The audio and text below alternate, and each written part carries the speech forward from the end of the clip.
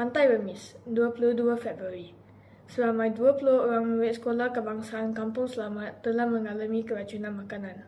Mereka telah dihantar ke Pusat Kesihatan Pantai Remis untuk mendapatkan rawatan oleh guru-guru sekolah berkenaan. Kejadian itu mula berlaku pada pukul 11.30 pagi selepas waktu rehat. Kejadian ini telah disedari oleh guru yang bertugas pada minggu tersebut, iaitu Puan Hajar Salihah binti Putih. Kejadian ini kemungkinan besar berlaku akibat daripada nasi lemak yang dijual di kantin sekolah. Kebanyakan murid yang memilih menu tersebut telah mengalami sakit perut dan muntah-muntah. Seramai 8 orang murid mengalami sakit perut yang serius.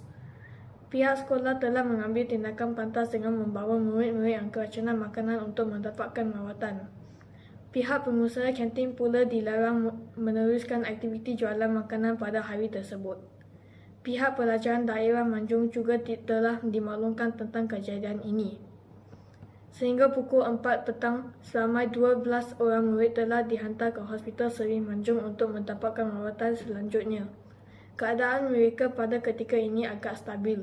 Sementara itu, murid-murid yang lain telah dibenarkan pulang. Pihak Pusat Kesihatan Pantai Remis telah mengesahkan semua murid ini mengalami keracunan makanan. Pihak Pusat Kesihatan Pantai Remis telah datang melawat kantin sekolah berkenaan. Kantin sekolah diarahkan tutup serta-merta. Pengusaha kantin itu telah diminta untuk membersihkan kawasan kantin dan sentiasa mematuhi peraturan yang telah ditetapkan. Kantin sekolah hanya akan dibuka sekiranya pihak Pusat Kesihatan berpuas hati dengan tahap kebersihan kantin tersebut.